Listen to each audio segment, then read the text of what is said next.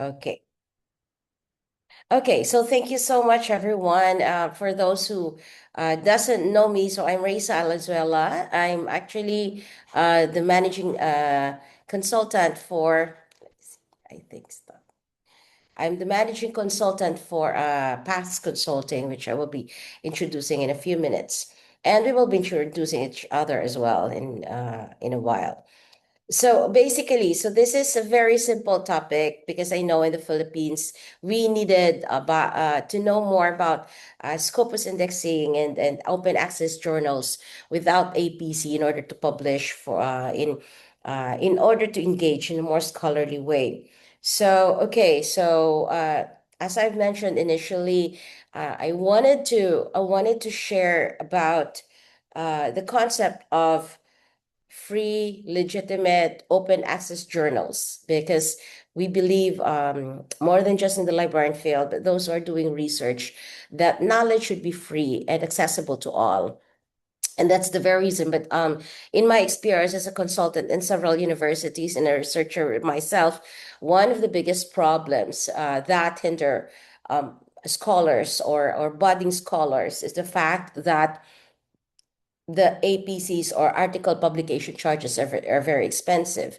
So I'm hoping for the basic learners in this webinar, for those who are going to see this video recording later, hope you would be able to gain confidence in cross-checking journal status directly in Scopus. So, and lastly, it's more of as a beginning of developing literacy in evaluating journal metrics, which I will be discussing a bit. Some of you here actually I know are also experts in the field and could have probably great insights about this topic of research visibility and impact. Now, okay, one thing that I was really interested in eager, is to know like where we come from or who are here today. So, would you mind if answering the Mentimeter? Sorry, I think I should go back here. So yeah, you can check you can scan the screen.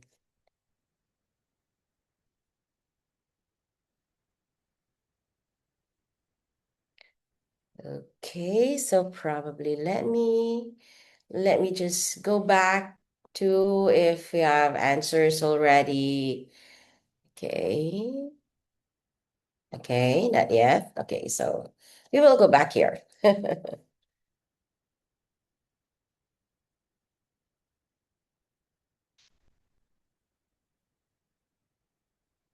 So while we are you might be answering these two simple questions here. So where I am, which is one of the questions I would be here sharing. So I'm now in Belgrade in Serbia, not in Siberia. So it's morning here, and I just moved in. This is for some of you, you might have known that this is probably my fifth country where I lived aside from the Philippines.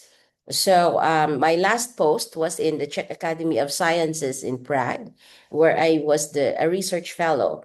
And then I decided later, why not just explore professional mobility? Why not explore global residents? So that's where I looked into my interest also is to like find a way for a new citizenship or another citizenship that could be possible where dual in countries where there is dual citizenship. So the first thing I did is to think of which country would be able to give a Philippine visa uh, a chance without working, without applying for work, to be able to get into a residency. So one of those I explored was Serbia, and Serbia was actually really accommodating. Let me check. Again. Okay, so one is using a laptop. Okay, okay. One is using a phone. Interesting. Okay. Oh, thanks for the like. So yeah, I mean, some of us are using our phones, some of us are using our laptop. The next question. Okay, Pasay, thanks. Uh, Okay, I think some are still answering. Okay. Thank you, Regine, for answering. Regine, where are you? You're using phone and you are from where? Yeah. Okay. So thank you so much. Okay. So maybe I go back here. Yeah. One is also you saying that like they're using a phone or a laptop. So yeah. So well, basically, I'd like to know what are we using because probably later on we could do some kind of activity on that. So, but well, anyway. So thank you so much for joining. But I guess I was seeing here also a while ago, Dr. Shri Ram. So I would like to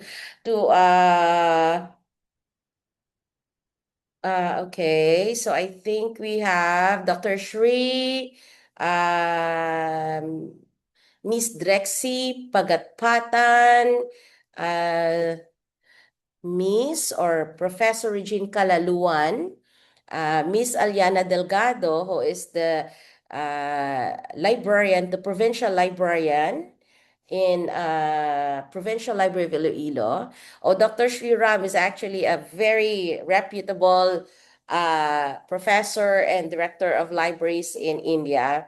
Dr. Che Porzuelo is a doctor, soon to be doctor. Like it's a good premonition. So Dr.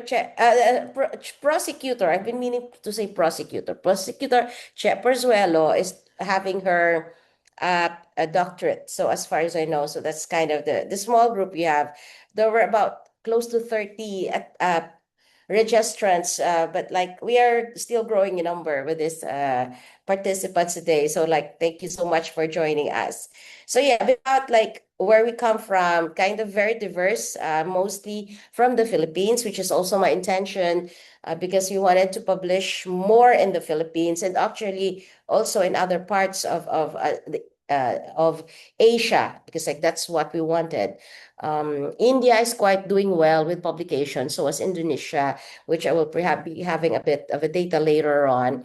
But that's really what it is. That's why I think of having this conversations in the webinar.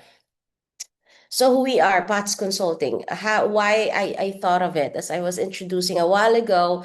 I came from the academia, so I've been out of the country for a while. Have seen wonderful cultures, and from Asia to Europe to the Pacific, and of course, including the Americas. So I thought of seeing this as an opportunity for us uh, to engage. And I believe that like there's still a lot of potentials for us to be able to amplify our voices, especially from the South. It's not that I'm just centered in the South, but this is where we are lacking information in this age where there's a deluge of information. We wanted to be part of the conversation. So what I did is I created this company along with my team members that support global mobility. When we talk about global mobility, it's both professional mobility for Filipinos. It's about we know that like we have healthcare workers, we have blue collar jobs as well as other professions moving out of the country. That's one part of the global mobility. The second is the global residence, where people from different parts of the globe usually transfer to another country either for marriage or for settlement or for residence. And this is big in the Philippines, uh, especially from Philippines to the US to Canada, and now one of the potentials that we're exploring is Spain. But I'm not touching Spain because I'm not really I'm not staying from Spain in Spain for some reasons. And then another area that we're working on is on research development. And this is why we have this R2P lab. Like I'm creating this R2P lab for everyone to participate, to be able to join the conversations and amplify and develop the skills.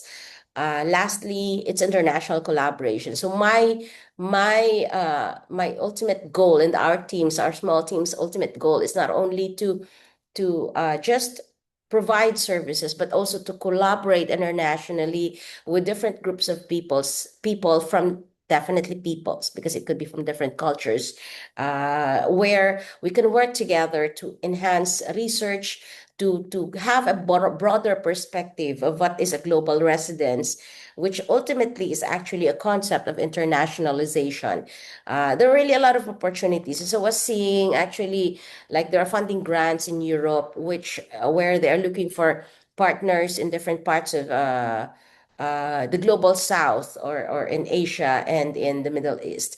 And this is where we're coming from. And so we wanted to support with consulting, and we're with providing services. But ultimately, of course, at this point, given that I'm a Filipina, I also wanted to promote, like, how they perceive Filipinos as part as a representative of the South, of the global South. Because when I went to several countries, the first thing they would tell me is like, I'm Chinese. So I would always correct them, like, Asians are not just Chinese, we're very diverse. So that's where we're coming from. And also, when it comes to research and publication, our very goal is to address the realities in the Philippines. We're aware of this. May just sound to be a hearsay, but I've been exposed to offers of, like, ghostwriting, which I don't want to happen. And that's the reason why I said, like, let's legitimize it. Like, yes, of course, we wanted to help everyone to be able to become scholars and to be able to finish their thesis or dissertation. But more importantly, it's always accompanied by the skills. And that's the reason why we thought of having this company to facilitate that. Also, institutionalizing that knowledge should not be shelved. Oftentimes, our theses and dissertations are always just placed in the corners of the library in print copies, which is difficult to access. So, for those who are familiar, like me and Aliana, actually, one of the participants here, actually developed an open access repositories in the Philippines, because we wanted as much as information from the Philippines and from a specific university to be available to the public. So we are institutionalizing knowledge, not to be shelved.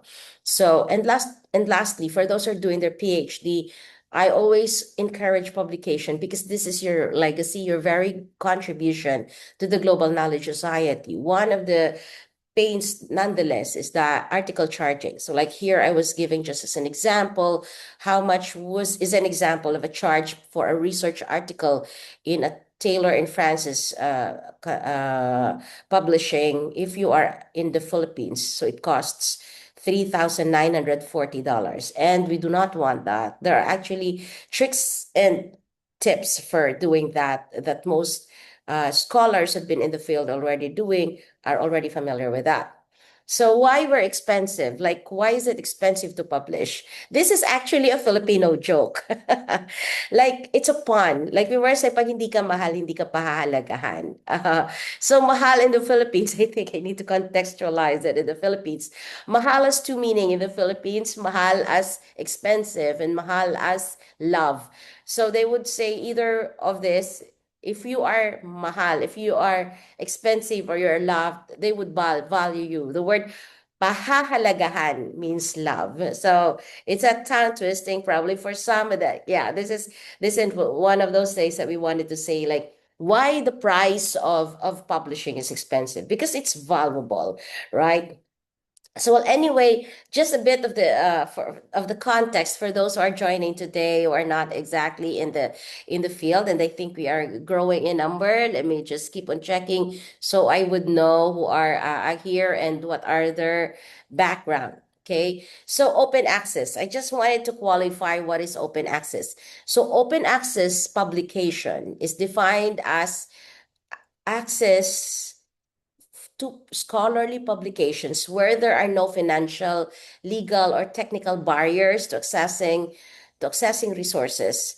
Um, when anyone can read, download, copy, distribute, print, search for, and within the information, or use it in education or any other way within the legal agreements. This is a definition of open access from the Netherlands. So, open access should be totally free, no entanglement. It's not that we're sharing and we're thinking of like maybe I violate a rule if I share this. That's open access. It's free. It's free to everyone. So, or if we talk about publishing, the term open access simply means that readers can access the article without subscription or paywall or a need to pay before you enter. For those of you, if you're searching for articles, sometimes you would see that like pay for 13 euros, $13 in order to access particular material. So that's open access. That's like without subscription. Sometimes it could be cost for the author, as I've mentioned a while ago. You might be paying 3,900, about $3,900. That's the paywall. That's a part where like before you are able to publish open access or freely, you need to pay as an author, or your institution or your funding grant shouldn't pay for that. So there are different types of open access. Just I will not really be delving on that and this later, but there are some terms that I might be reiterating several times. So just for those who are not familiar, new with or just new for the concepts of open access, I would like to share this information. So golden open access is kind of the top one, where access articles are freely available to readers, but authors are usually paying article processing charge. So authors, this is kind of the most expensive, but like it's after it has been paid by the author, everyone can access it. Of course, you need to just cite it. Sometimes gold is known as the platinum. So that there's the article processing charge, APC or APCs. Usually you would hear that when you go along. So please take note the word APC. Another thing is the green open access. So this is another form of open access where we as authors, for those who had already been publishing, can self-archive a version of their manuscript, often the accepted version, not the final one in the format that was really always required in it, or rather format from the publisher. And usually we put it in a repository or personal website so that it would be accessible to the public. But there are occasions when you as an author needs to sign that there is an embargo period. So what is an embargo period?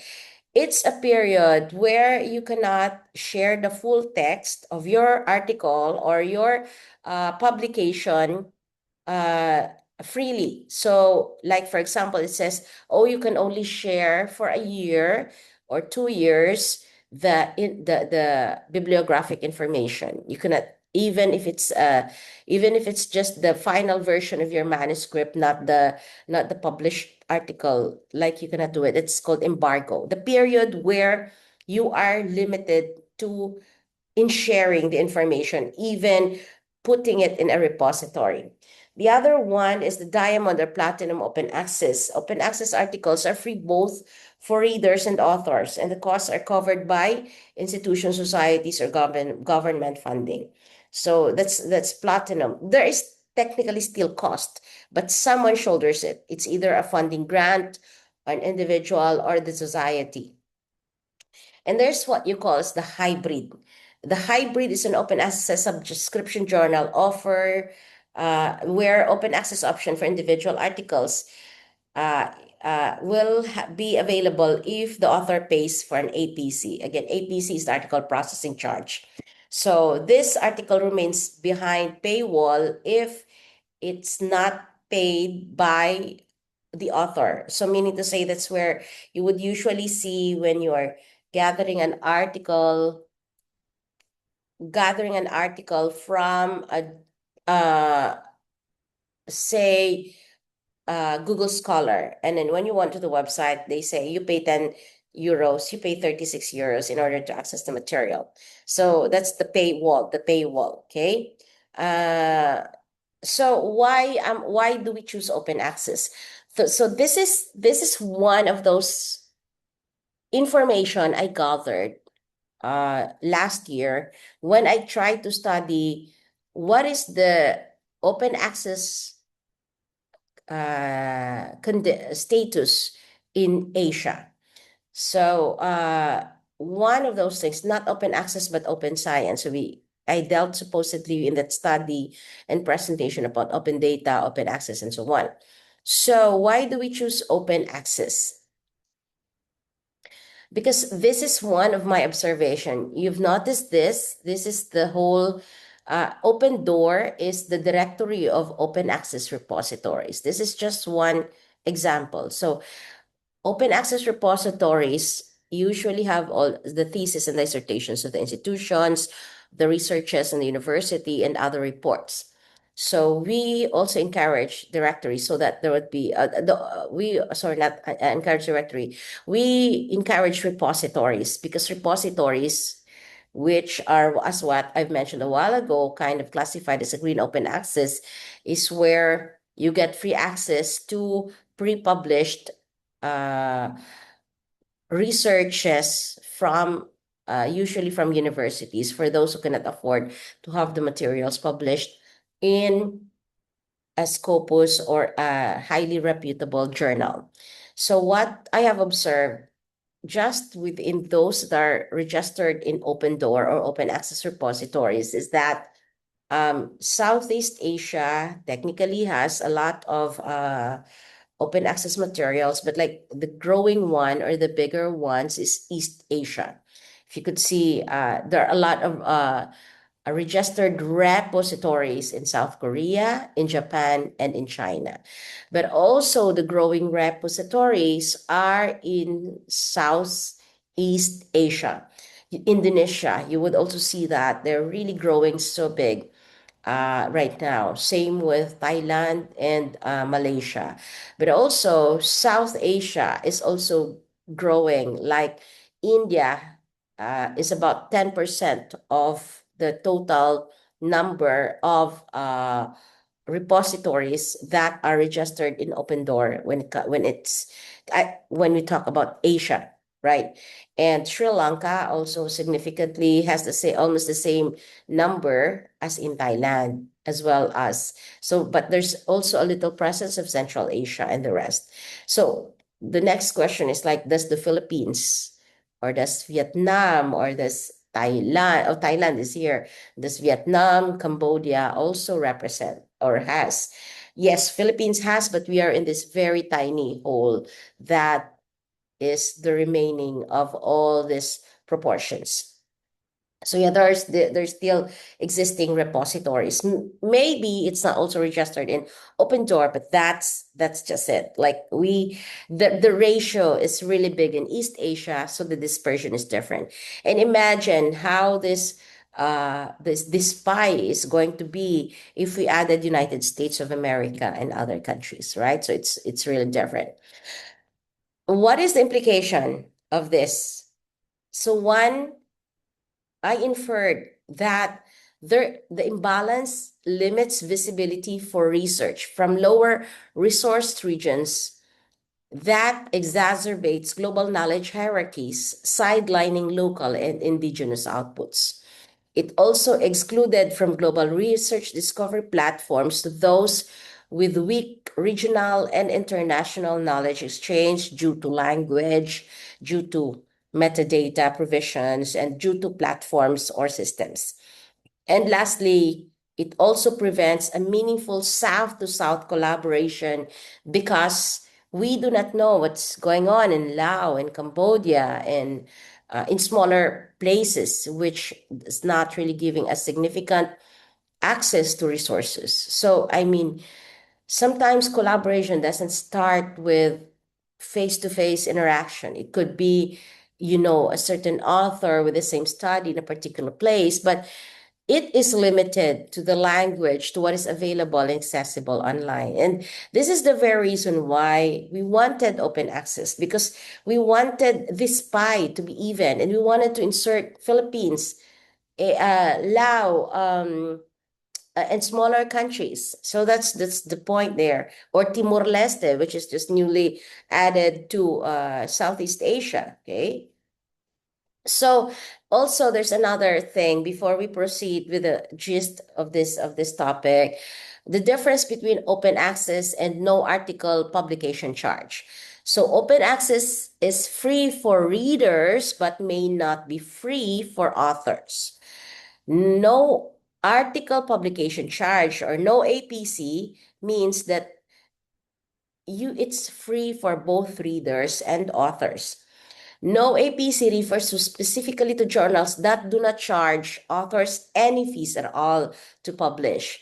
As I've mentioned a while ago, they're either called platinum or diamond open access journals and are funded by universities or governments. So both authors and readers do not need to pay anything. Okay. So there are a lot of terms that we are kind of considering here because they are significant when you are going to do it alone yourself, this finding the resources. So why do we choose open access? As I've mentioned, I've been repeating, because knowledge should be shared for public, not shelved. We wanted to be, the academic global community can read, so that we would also be visible. When you're visible, it also raises your impact as an author. Ultimately, it may be noticed that your research is your legacy. Once you put it online, especially if it has a permalink or the digital object identifier, it will never be erased at all. So your credibility in the field is kind of highlighted. Again, this is another burning question, not exactly outside the Philippines probably, but also but in the Philippines, this is really big. I always hear questions like, what what is a Scopus journal? No, journal Scopus is not a journal. It is an abstract and citation database for peer-reviewed literature, widely used to measure research impact, to ensure journal quality, and provide visibility for scholars and institutions. So it covers millions and millions of tools or records, offering both content and analytical tools that shape academic careers and institutional strategies. So Scopus journals have strict acceptance criteria, making publications challenging, but let's not use the word challenging, making the publication more credible. Many open access journals require fees, which can be costly, and that is the reality. And some journals are would falsely advertise indexing, but this is a caveat. Always verify by the official Scopus list. Okay, so what is a Scopus list? I guess I've shared this. So this is the free version. I wanted to share the free version so that everyone can see it. So like this is the website for Scopus, and how do you find the journals? So the basic step is to go to sources. Okay. So what is in Scopus? So this is exactly what Scopus is. This is not one single journal. Scopus has at this point today 49,382 journals. So each journal is classified into different ways. I will be sharing that later. Another way for you, if you want, so this is if you wanted to verify if the journal you are looking for is reliable based on Scopus indexing. I'm just qualifying that this is based on Scopus indexing because there's also Web of Science and others, okay? So say, for example, the one on top is CA Cancer Journal for Clinicians. So what is the CiteScore? What is the reputation? So the reputation of CA Cancer Journal for Clinicians, this is really very, very high. Is 100, it has a CiteScore in 2024 of 1,154.2. It has a Simago journal ranking of 145. It has a normalized SNIP is source normalized impact paper reputation of 201. I will explain that later. So that is it. This is because if the journal is not published in Scopus, it will not be available here. Let me give you an example. So this is CA Cancer Journal for Clinicians. What if I was looking for the word cancer journal? Cancer journal. Let me see. Just the word cancer journal. What am I doing? Cancer journal. Just so if you notice, there's no such thing as just cancer journal. There are other journal of cancer, but it's not cancer journal. Say, I was looking for a cancer journal, and then I click it. No, it's not exactly cancer journal. Okay, let me be more specific. A journal that you might find not available here. Okay, so say for example, multidisciplinary cancer. I'm just making up journal. Exactly the words. If this is the title of the publication that offered you multidisciplinary cancer journal, you will notice that it is not found. Okay, so it's not available because it's not in Scopus. Okay, so that's an example. Like if it's not in Scopus, mean to say you need to consider the reputation. And again, I would like to emphasize that Scopus is not a single journal. It is made up, it's an indexing platform. Okay. So why is there so much emphasis on publishing in Scopus? As I've mentioned a while ago, it's a global recognition. It's about academic integrity. If you publish in Scopus Journal, it's a practice actually in the Philippines that you might also get an incentive paid, say, $1,000 or a little close to $1,000 for that. Or the more uh, Scopus Index publication you have, the higher, the bigger your promotion. Also, it's impact measurement. So it provides standardized citation and influence metrics. That's why it's credible and reliable. And of course, also Scopus indexing signals legitimacy and quality. Talking about career progression, like how does it measure your career progression? I will give you an example. I don't know if like, who do you know from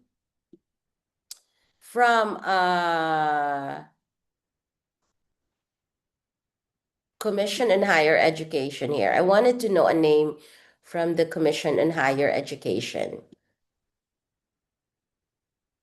Let's try them. Let's try to look into the impact. Okay, probably not yet. Not for the not so so focused, not so famous. Let's try something that is reliable.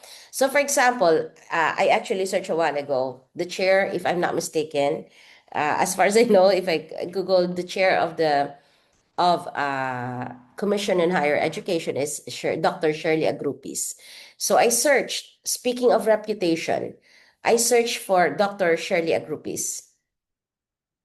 So she is there. She's from the Commission on Higher Education, correct? She has published 21 documents, which means she has reputation. She has a good reputation.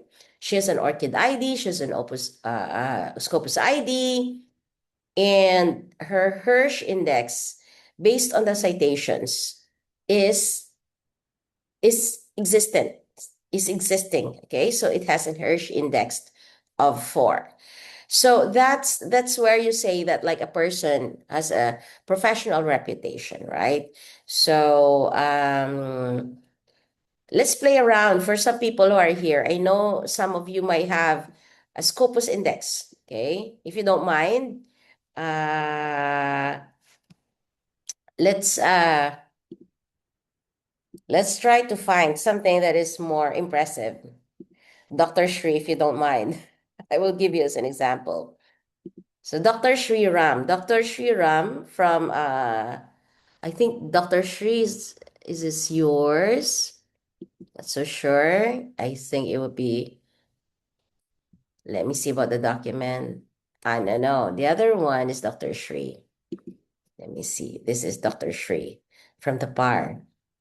So see, Dr. Shri has an Hirsch index of 9. So this is the documentation. He has in Scopus 343 citations and 37 documents. So that's reputation. Like just giving us an example, in the Philippines, if you have this reputation, you have a Hirsch index of 9, you have 343 citations, that also increases from, say, assistant professor to full professor. Or another one, a Filipino, let me see. Yep. Marmol Joseph. I think for some of you, you know him. Uh-huh. Probably he's using Joseph. Yeah. Okay. So yeah, so there's Joseph Yap, who is the professor in University of the Philippines. So his Hirsch index is 6. He has 112 citations. So this is an example. Like you would see if Joseph gets like the same or an H index, of course, the same as Dr. Shri, like that means a chances of higher promotion. But to be honest, having an H index of 1 is already good enough. So just wanted to show like how it works, like what are the dynamics of this reputable reputation and career progression. Okay. Also, we were sharing about like predatory journals. What are predatory journals? I just wanted to mention this in passing, and I'm sharing this valuable journal article that I found online. It's about predatory journals. So there are 20 red flags about it. Predatory journals are journals where it's easy to publish. So it has a poor reputation because they're only for money. And that's what we don't have. We don't want to, where we wanted to publish because it's a bad reputation. Of course, there's a school of thought saying that, like, with the predatory journals, we're providing access to other materials which are not available for everyone. So I'm I'm thinking that this is important for us to know whether we decide it's more of an informed decision.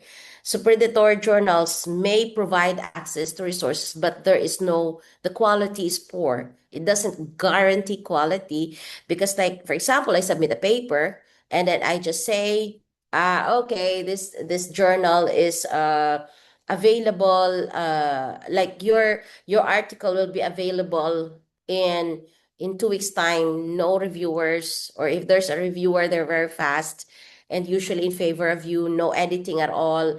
It loosens the credibility, and it just hastens things, but you pay $500. Okay, compared to Scopus indexing, which you pay 2,000. What was that a while ago? 2,900. You're only paying 500. So basically, it sounds favorable, but sometimes you do not know if it's going to stay in where it is, and you need to think of twice before publishing in a predatory journal, because when you become highly respectable in your field and someone reads it, what do you feel? How do you feel about it? Because you yourself, once you became an expert in the field, you had a name in it.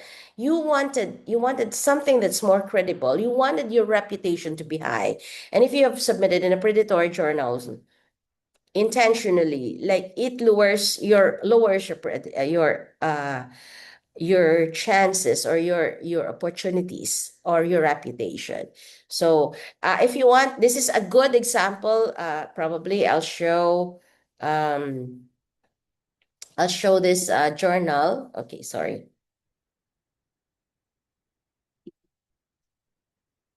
I'll share this journal to everyone.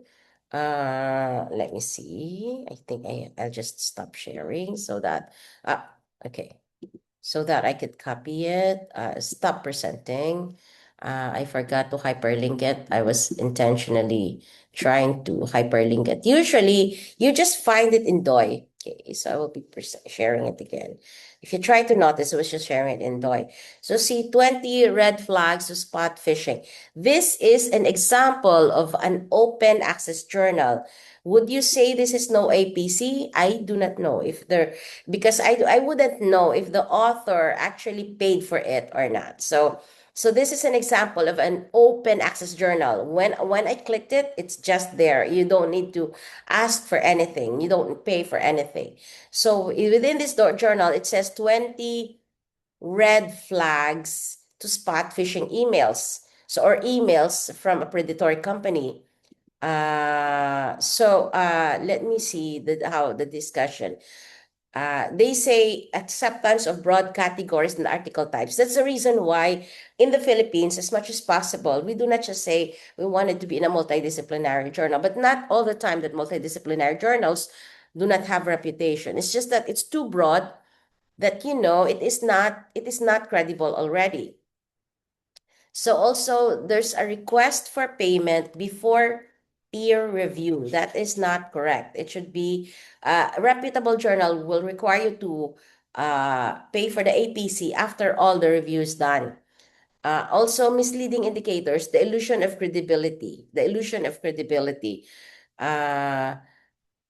Usually there's a unique code to use to identify serial publications, but for a journal that is predatory. Usually, for example, the journal, the Scopus Index journal is in Frontiers. There are different frontiers. When you look at frontiers, there might be some journals in frontiers which are not actually real frontiers and they're not available in Scopus. Let me try to check how it works. I hope you could see. Please give me a thumbs up if you could see I'm shifting from screen. So for example, the word frontiers. Okay, so frontiers. So you would see that the word frontiers could be in different places, in different fields, but the word frontiers is just this one.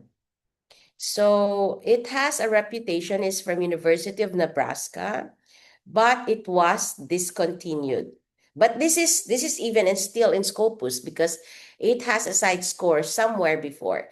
But I will not encourage you to continue publishing here because it stopped being indexed in 2016. Okay, that's Frontiers with an S. What if the journal that offered you is called Frontier? Frontier. Okay. Okay, so still it would find the words like frontiers, but what we are asking is just the word frontier. Okay, what's we say frontier journal, but of course it would bring you to other suggestions like Journal of Frontiers, Journal of Frontiers of Computer Science. But if someone just offers like, oh, you will be able to publish in Frontier without an S.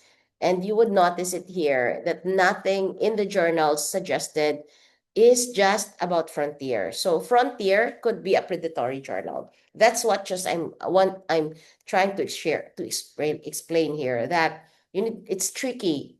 There are predatory journals and they would email you. Let me see one more thing. I just wanted to really explain what is a journal that is not reliable. So this is my spam messages. This is my spam messages. One of those examples of that kind of journal is this journal. It says American Journal of Information Science and Technology. Let me try that journal. Okay, so you would have these emails and you would believe them. See, you would try to notice why it is tricky.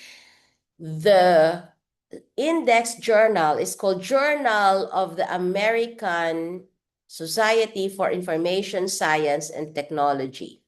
The journal that invited me is American Journal of Information Science and Technology. So that is one red flag. It's imitating something else so that you will be tricked, okay? Because it will offer suggested journals if you key them in. So that's an example.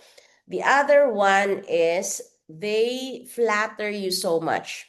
They would tell you who they are, that they have these articles. And see, another thing is that they are too broad. It says American Journal of Information Science and Technology, but they highlighted my article on cultural competency of Nivan librarians in the article. So, like, what is the relationship of information science and technology when we're talking about cultural identity? So it's not the same field. This is a good example of a journal that is unreliable and it's just spying. Okay. So it's good to have an example of this. I see a lot of that. And some scholars, especially budding scholars, would fall into this quagmire. So I wanted to just warn everyone. Okay. But download this one. You can read this. It's free. Another thing is since Scopus index journals are not always free, one of the easiest way, there are other ways to do it, but I just wanted to share this, that there are four verification pathways if you wanted to know where you can publish your work. So one of those things is use directory of open access journals. So directory of open access journals, this is the URL. You can cross-check once you selected what you wanted, you can, oh, sorry, I stopped sharing the screen. Thanks for, okay, for that. Okay, so this is, oh, sorry, someone is raising her hand. Yes, Ma'am Regine?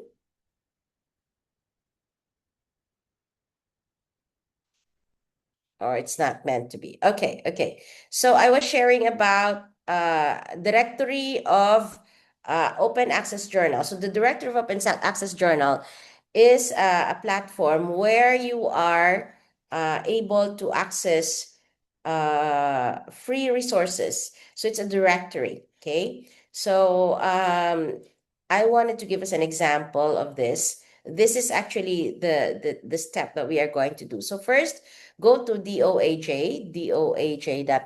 Let's skip that because, yeah, doaj.org. Okay.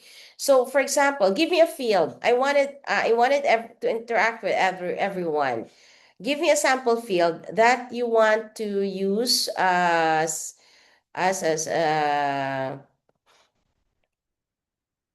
a field. Okay. What field of study are you in?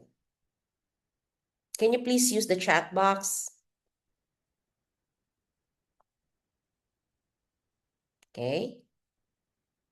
Is someone going to doc? Oh, wonderful. Thank you. Languages. Thank you, Dr. Torres. Language or languages. Maybe let's see languages. Okay. So this is it. There are 392 open access journals, right? 392 open access journals, but some of them might have fees. So we are going to filter without fees. So without fees, there are only 382. But I know you could still focus on what field in languages do you want to focus on. Say, for example, we focus on education. So again, it filters into 13. So for example, so these are the journals which are open access. So let's try the third one because it's English, German, and Spanish. It's the Journal of Linguistics and Language Teaching. So because not all the OAJ journals are actually available or access or are in Scopus. This is another example. So see, while it is in the OAJ, it's free for publication, but it's not found there. Don't lose hope. We will still find something else. So say, for example, Journal of National Language of Less Commonly Taught Languages. So, okay. Looks like it's not there too. That is a reality. Like it's not very easy to find a journal exactly that has no APC, it's fully open access, and at the same time is Scopus Index. And that's the reason why we learned, except for this one, wonderful. Now, finally, we found language value, one of the journals written here in the OAJ about languages, which is also Scopus indexed. We wanted to check its Scopus index. Okay, so it has a CiteScore. It has an SJR or a Saimago Journal ranking. It is a SNIP. That means it is reliable. The focus is humanities and arts and social sciences, specifically on linguistics and language. I will explain a little bit about the CiteScore and all these things later on. So it has a good reputation per se. You don't really need to compute it. All you need to do is for you, if your purpose is just to identify the journals that you're going to use, all you need to do is just um, check if there's an existing site score, if it's not discontinued, it is continuously being indexed, where it came from, and that's it. All you need to do is that. But this is not the end. That's why it's a 4 pathways. The next thing that you need to do is to copy the title, because you are going to go to the website per se of this journal. So language value journal is from Estonia, Universitat Home. I think it's Estonia because it's ES. So, see, this is where you are going to publish in that journal. Oh, for those who are seriously into languages, they have a call for paper for December 2026 on language, multimodality, mediation, didactic perspectives on technologies in communication. So you might want to publish there, okay? Spain, sorry, Spain. It's not Estonia, it's España. Okay, the next thing that you're going to do, now we're just on the third step, right? We went to the journal, we looked into its focus, we wanted to review the aims and scope. So you need to read this whole aims and scope. The very question is like, does your research fit in there? We are not going to delve deeper into that because our topic today is just about evaluating and accessing all these Scopus index journals. So if your paper is within this scope or is connected to this scope, you can publish, and you are sure that this does not have a processing fee, as mentioned, and open access and open DOAJ, or you need to refer again to the policy because there might be changes. Okay, so that's an example. That's the way to identify the journal. So you go to the journal website and review the publishing policy of that journal. So that's what we are aiming to do. Okay. The next thing is, as I've mentioned, cross-checking journal status directly. Okay, probably let's give this a try. Give this a try, okay? So, for those who are using their tab, even if you're in your phones, you can actually do it.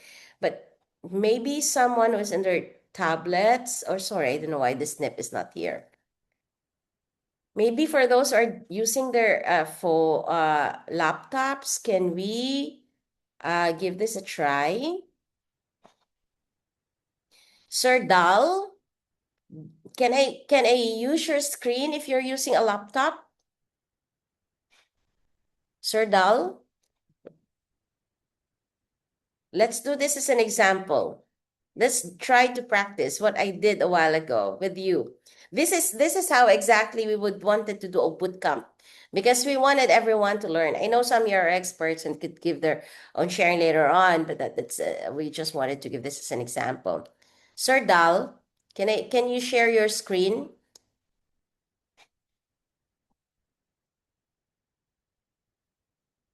Sir Dal is from Mindanao.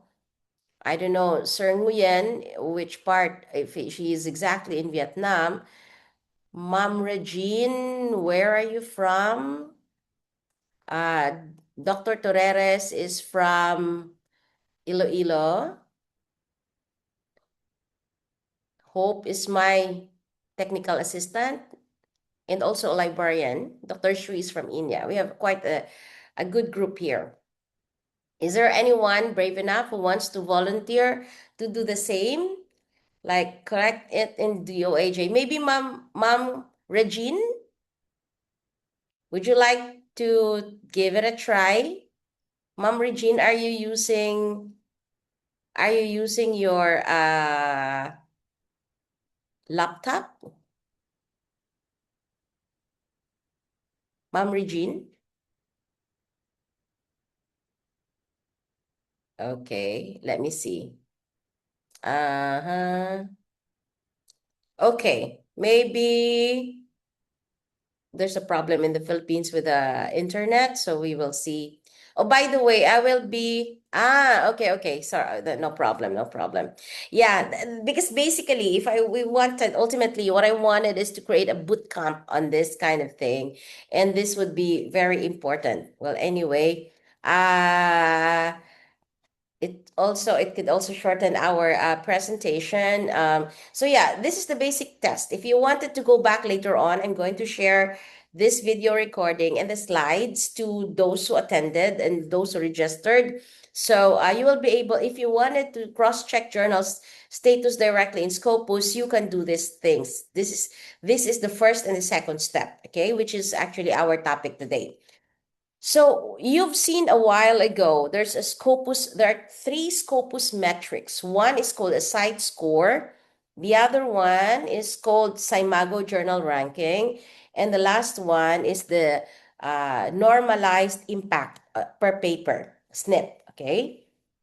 So what are this? Like, I don't want to be very academic about this, but I mean knowing what it means, what is site score, what is SNP, what is SJR, could probably increase your understanding or could provide a better understanding of what is the Scopus metrics, why Commission in Higher Education highly recommends and sometimes shares a list of Scopus indexed materials when in fact you can access it online.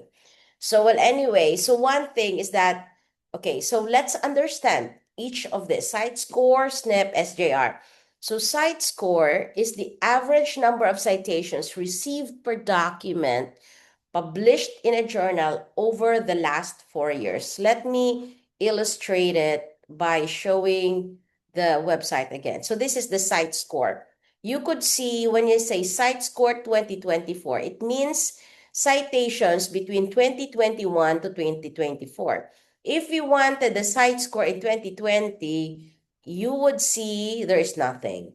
If you wanted for this journal, if you wanted 2022, there are 17. In 2024, there are 35 citations, over 39 documents. So the site score in 2024 within 2021 to 2024 citations is 0.9, which means that every document has an average of almost one citation.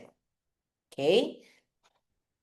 So this is the citation tracker. So so what is a citations tracker? It will continue to update on a monthly basis, not until the next basis until the next annual site score calculation, so which is scheduled in 2026. That's how it says. So it's continuous because like what they have is only 2024, but they, as they said, like there is still it's still tracking for 2026. So they're kind of putting it here, the site score tracker in 2025, that you would see there would be an increase in 2025 if we are going to look into the 4-year period. Okay. The next one that I've mentioned is that this is how the computation comes in. The next one is what you call as a Simago journal ranking. So Simago journal ranking, it does not just measure the number of citations for the past 4 years as an average. What it measures is how influential a journal citation is within the global network. So citations from highly ranked journals carry more weight than those from lesser known journals. So if, for example, the journal which is on the quartile one, you will not later, I will discuss about quartile one, you will see that quartile one journals, if the journals in quartile one cited you or your article, it has a higher ranking. It's called a prestige weighted metric that considers not just the number of citations, but also the quality of citing journals. So the calculation window, it's based on citations over the past 3 years, and it indicates the journal prestige and influence in its field, in its particular field. Okay, so before I explain later about SJR and SNP, let me just finish the definition of what it is. So take note, citation tracking within 4 years average is CiteScore. SJR is reputation. What is source normalized impact per paper or SNP? It measures the actual citations received relative to citations expected in the subject field. It adjusts citation counts to account for differences in citation practices across disciplines. Why they wanted to be measuring your citation in your field? It's because if you compare a journal in linguistics to a journal in computer science, of course, computer science would have more citations because artificial intelligence is in nowadays. But if you just focus on linguistics as a pure field of linguistics or humanities, say you are studying the history of a particular language, of a particular text, of course, AI is going to win. And that's my very simple explanation of what it is. So it becomes fairer to measure in SNP because it's cross-disciplinary comparison. And there are occasions that your SNP might be higher than a journal's CiteScore or SJR. This is very mind-boggling. I know it's difficult to get ones for those who are fairly new in the field.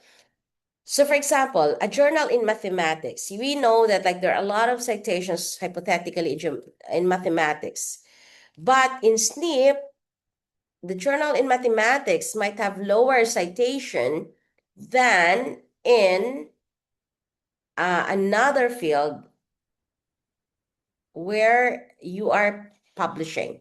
Let me show this as an example. This is very tricky because I think I have given here as an example to illustrate. So this is SNP. Okay, CiteScore versus SNP. So there are two fields. There's a social science research journal. For example, okay, I change, I think, the example. This is exactly, Social Science Research Journal has a CiteScore of 3.2, which is low, right? Because CiteScore measures only the average of citations per document for 4 years, okay? So the SNP or the CiteScore is low compared to Journal of Molecular Biology, where the CiteScore is 8.5, okay? Take note of that. However, the SNP is higher because the citation in the field could be higher. Okay, high SNP due to low citation field. So our fields may have very few citations, so therefore it is higher. I hope you get it. So like for example, in a social science research, there are only 10 citations. Okay, there are only 10 citations, but there are also a very like there are 15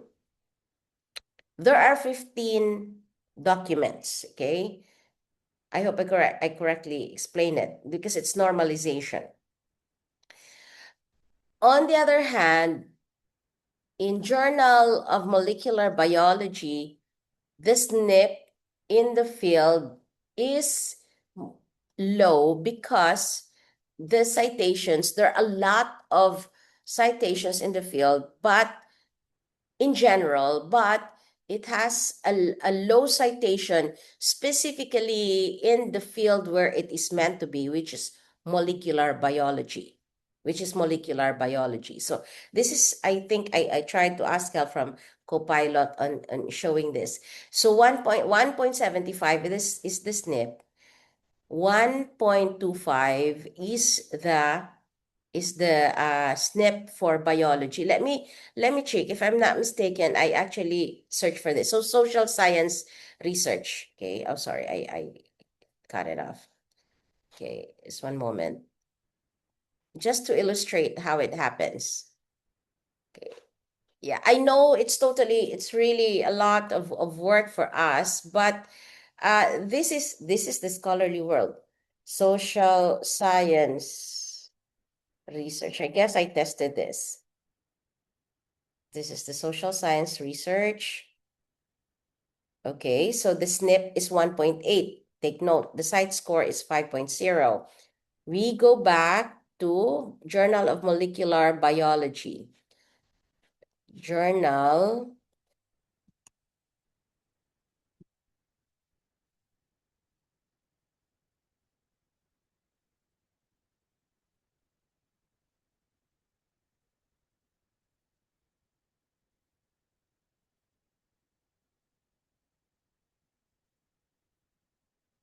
Mhm. Cell biology. I think it was cell biology. I just made a mistake. So see, this is an example. So it's 7.3 in the site score compared to the other one, which is 5. But the SNP is lower, a lot lower, because we are already measuring by the field. So this is just the easiest way. But nonetheless, is it really significant to notice that? I have a point to delve here. This is way beyond just looking into the credibility, but it's more of the academic way of seeing it. So the SNP there. So in Scopus, it has three metrics: site score, SJR, and SNP. If you first look at SJR, it says it measures the prestige. So we need to say you are forced to be publishing in a reputable journal, say quartile 1. But from my scholarly point of view, you can disagree with that if you wanted. It sounds like SJR is elitist because it favors highly cited journals, which are usually Western centric. That's my point. That's my point why I keep on explaining all these things. Not exactly, because it's more of measuring prestige and influence. So it has its own field. The other, but SNP is actually putting the contextual citation balance because it's measuring you or making you compete within your field. And site score is kind of the base because it's just a simple citation count that measures the impact. Okay, so probably I'm not so sure why, because it also baffled me before why Cocorelli-Simmons or ranking is favoring Scopus. But basically having this more comprehensive citation, I assume this is one of the reasons.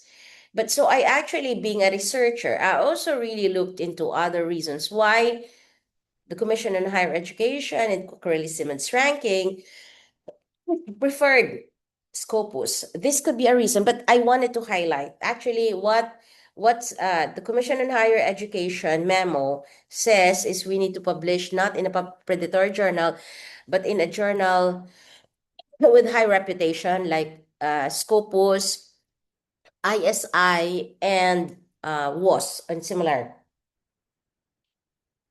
So in 2022, in the study of Stahlschmidt and Steven, it said that Scopus indexed an additional component of the underlying citation network that is considerably more densely connected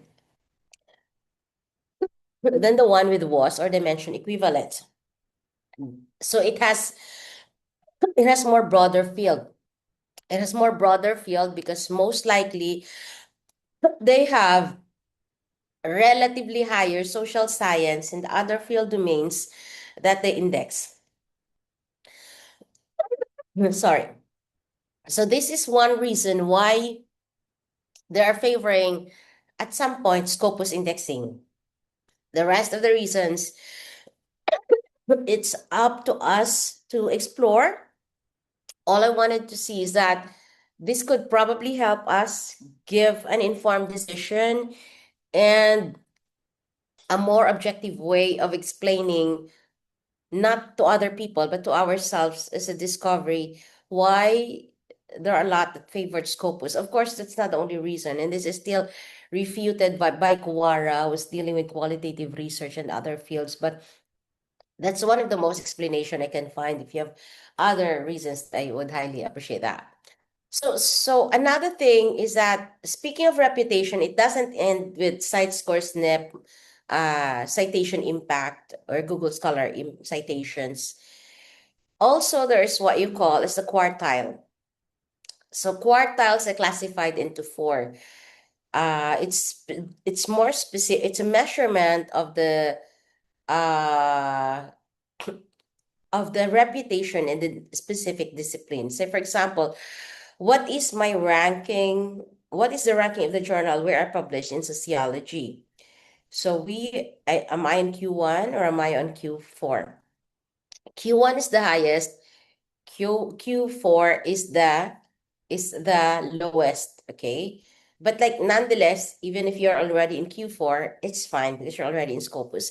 But this would probably help you decide which quartile you want your study to be.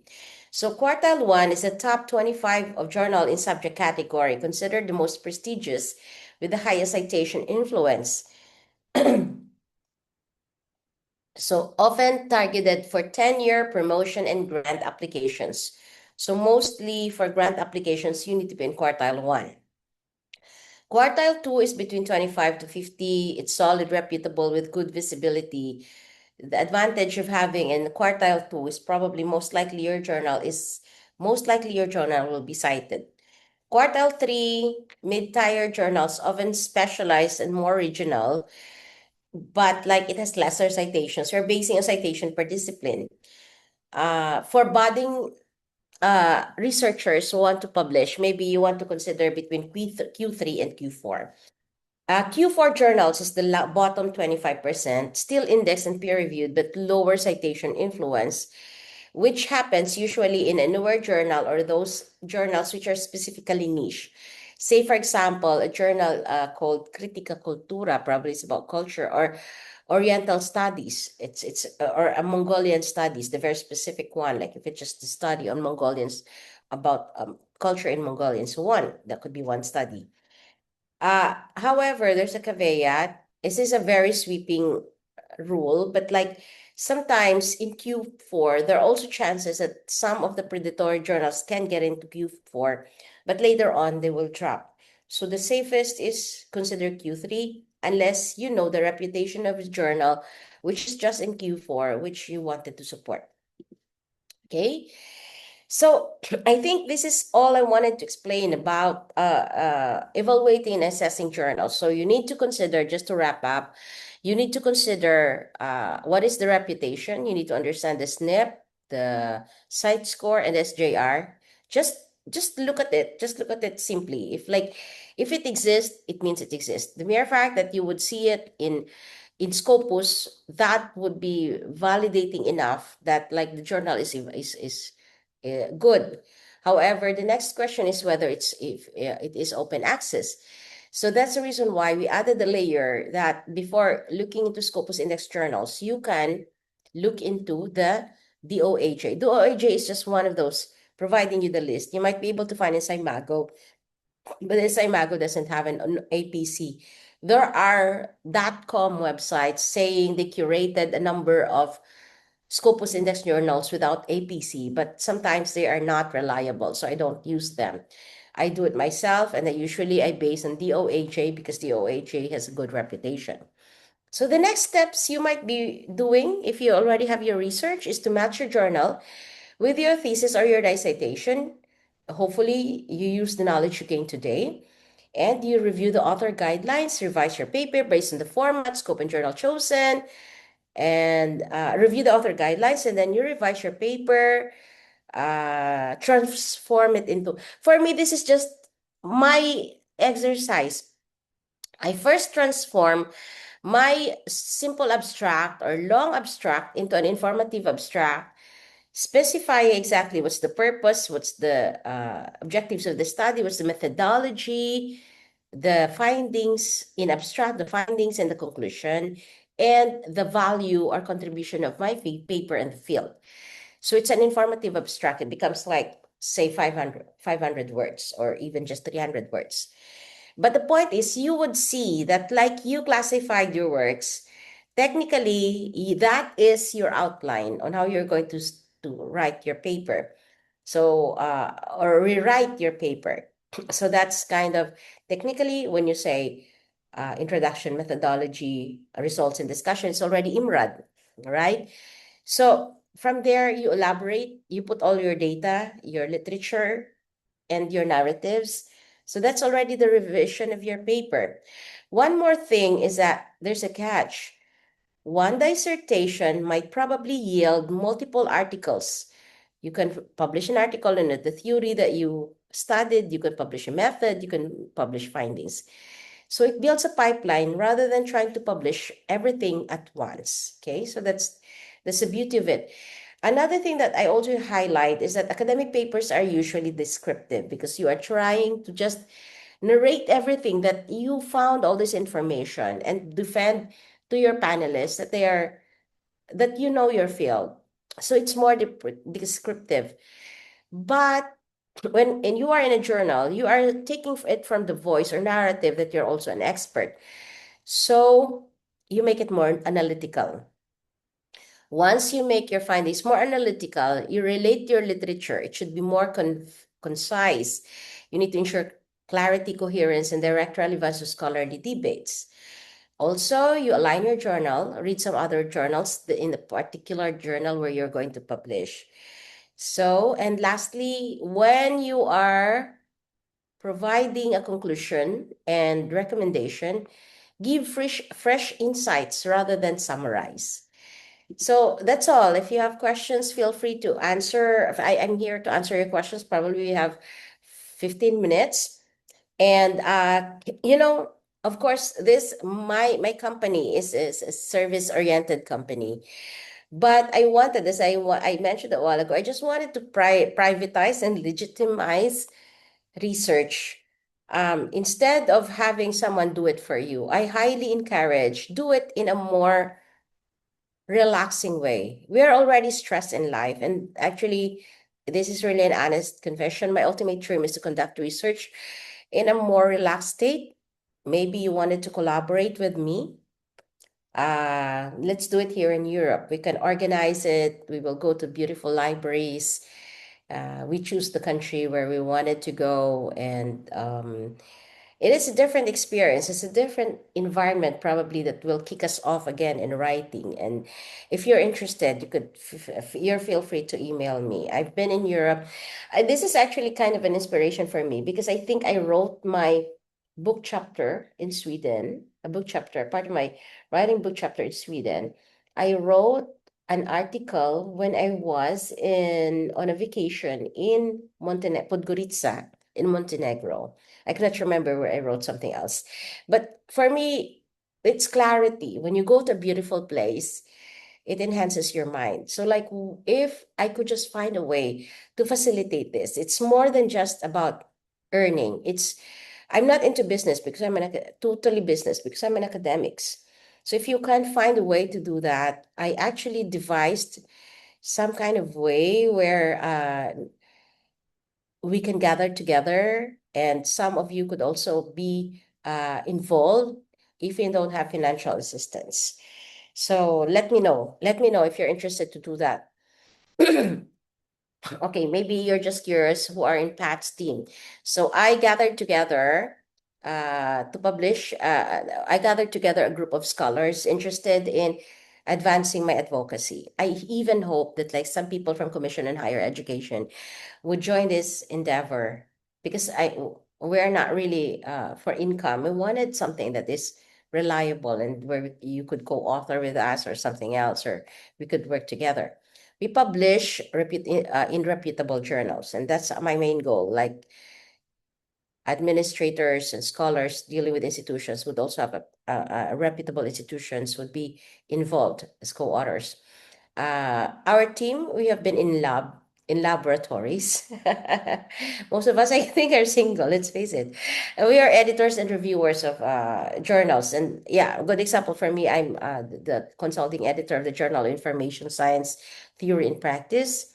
Some of my members also from there.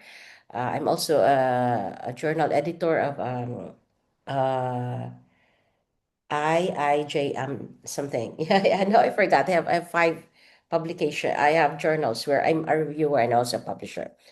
So our education, our background spans across Asia. I had a bit of a study in Korea. Some of my colleagues are actually from the US and Canada and Europe. So we wanted to provide AI tools that we have been using in our research ourselves. And we wanted the Philippines to be actively involved in the global discussion, and we will be working with clients so we can build a consistent schedule. This is just a good example of one of the what we call as R2P research lab. So this is it's kind of a virtual bootcamp style. For some of you might know this. We will have different topics. So I just wanted to share with you like how a bootcamp shows, which I did in other institutions already. So we wanted to do strategic journal selection and publication, which is what we're doing today. The second boot camp would probably be about AI assisted manuscript. It's just basically eight. But if you try to notice from the way we pattern it, it ultimately ends you to final, to submission, and also review of the journal. So if you want to join us, keep in touch. This is my number. And this is all. Thank you so much. Maraming salamat. Hvala, dikoye. So yeah, so if in case you wanted to check these publications, I have here the articles or the sources, the references that I used. Thank you so much for joining us today. And if you have questions, feel free to any other questions, any comments from the group? Mm-hmm. Okay, probably not today. Okay, so I will be sharing for all those who registered the video recording of this brief webinar, and hopefully, and for of course, thank you so much all for joining today, and I hope in the future we will be able to hold the same webinar. If you think you wanted us to do the same series of bootcamp or not bootcamps but webinars for your respective institutions, feel free to reach out to me. I will be happy to discuss what are the possibilities of collaboration of doing this webinar. And again, thank you so much. I think we don't have questions here for now. But again, if you have something that would pop up in your mind later on, feel free to send an email into this in the uh, slide I've shared, and I'd be happy to answer your questions. Again, thank you so much, and have a wonderful day to all.